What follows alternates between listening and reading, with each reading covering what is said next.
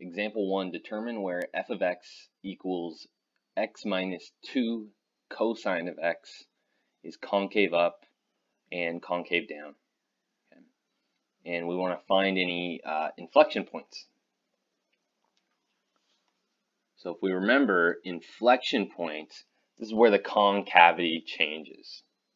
Okay, so, and if we're talking about concavity, we need our second derivative. So let's get on that. Let's find that second derivative.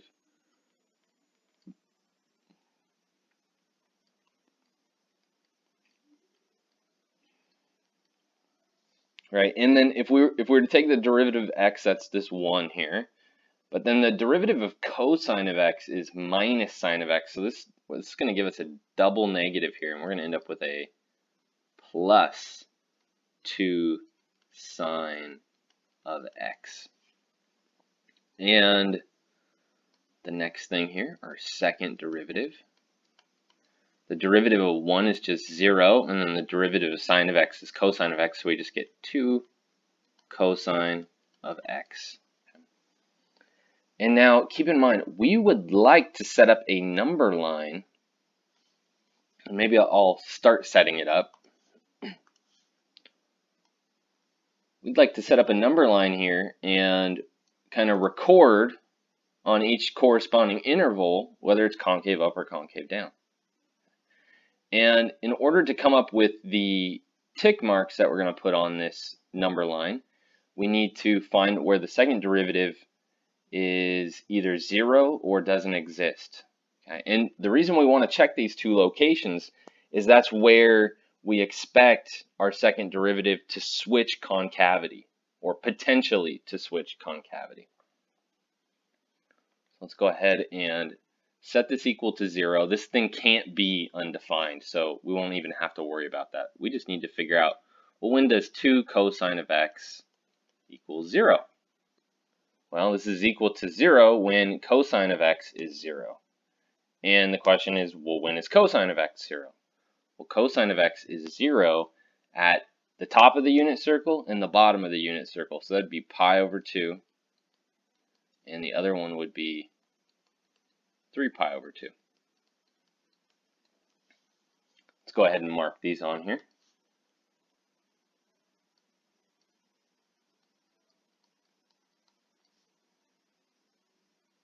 And actually, I'm gonna leave myself a little bit more room on this number line. And I'll explain why here in a minute. Let's maybe call this that pi over 2. And 3 pi over 2 would maybe be, let's say, right here.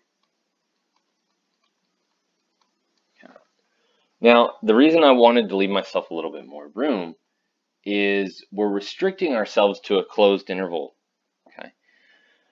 This can be a little bit confusing because we're used to, when we have a closed interval, using the closed interval test.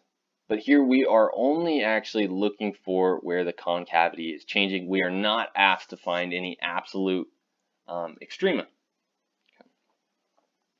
So this 0 to 2 pi has a little bit different context than it would in the closed interval test, right? We'd normally check those endpoints to see if that's potentially where our absolute minimum or maximum is. But here it is where they're going to come into play, is we don't want to even think about anything to the left of, say, x equals 0, or anything to the right of, say, 2 pi. So we have 1, 2, 3 intervals that we're going to look at. And there's the 3 that I just put these dashes on. And let's go ahead and start with our test points. Okay. What points are we going to test?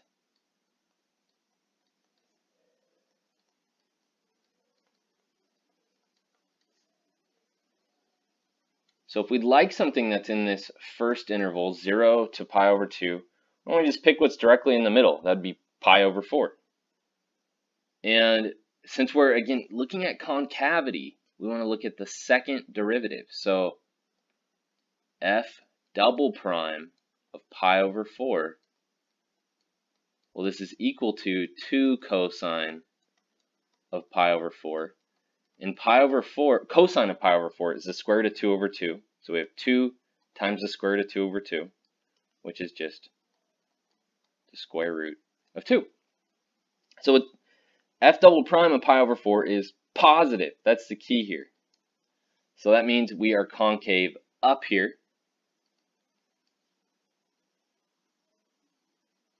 Maybe right. Okay, there we go, concave up. And let's try another spot. Let's maybe try, f double prime of something in this interval. How about pi?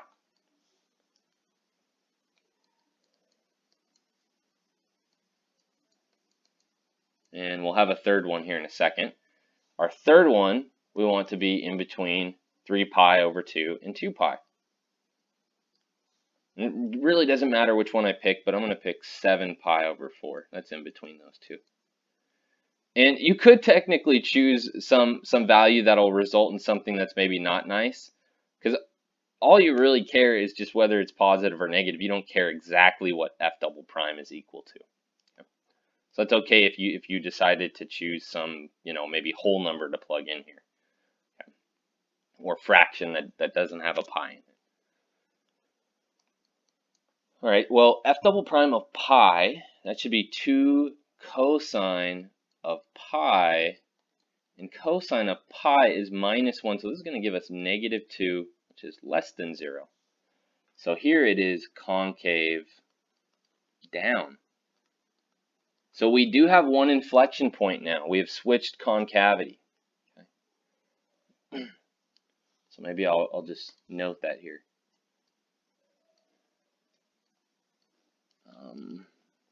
Point of inflection. And then let's try one more. Let's try and plug in that 7 pi over 4 that we were talking about. So 2 cosine of 7 pi over 4. And so cosine of 7 pi over 4 is actually the same thing as cosine of pi over 4. So this one, just like the first one, actually gives us the square root of 2, which is positive. And so we are then concave up here. Concave up. So we have another spot where we switch concavity. We went from down to up at 3 pi over 2.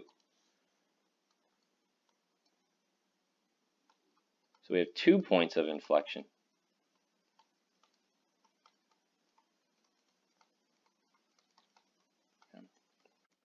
So let's go ahead and write down where f is concave up and concave down. So f is concave up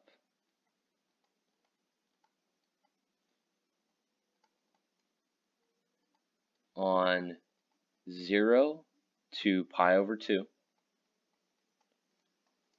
union 3 pi over 2 to 2 pi. And then next, f is concave down, really in between those two. So f is concave down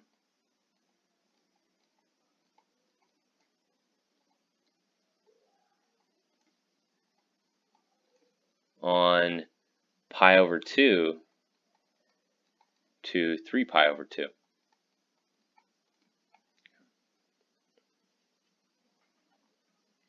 And the very last thing we're going to do, but let's box this because this was one of our answers.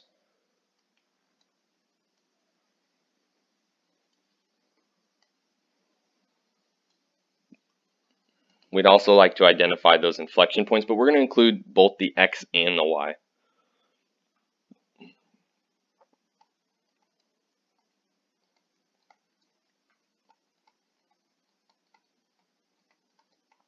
So f has points of inflection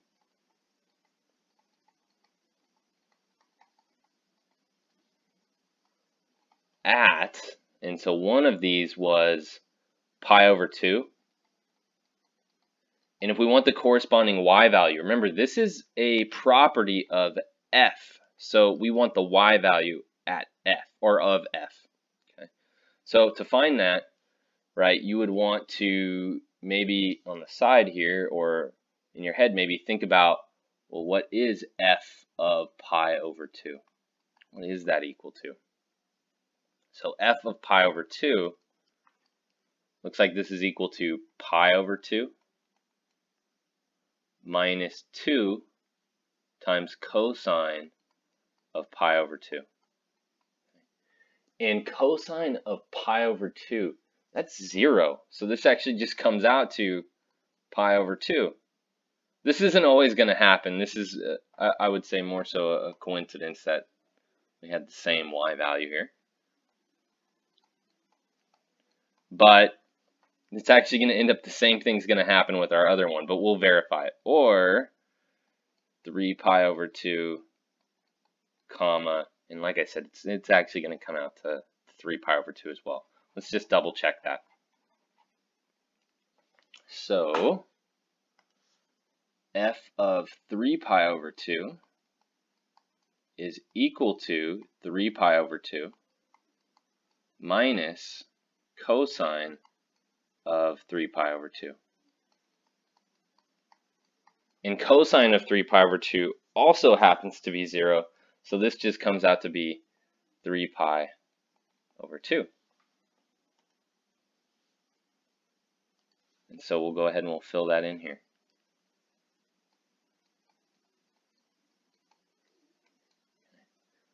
And that was kind of our part B, was identifying those points of inflection. Okay.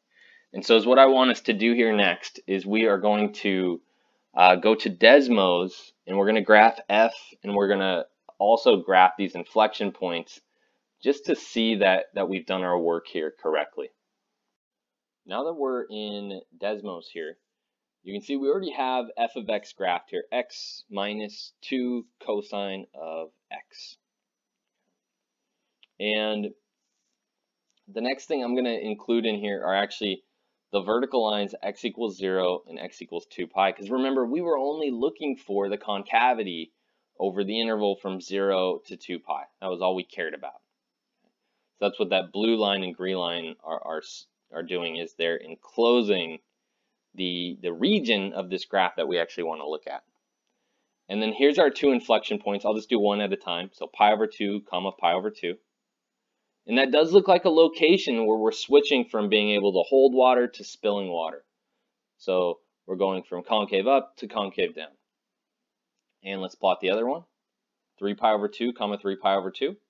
And again, there it looks like we've switched from a region where we'd spill water to one where we'd hold water. So we're going from concave down to concave up.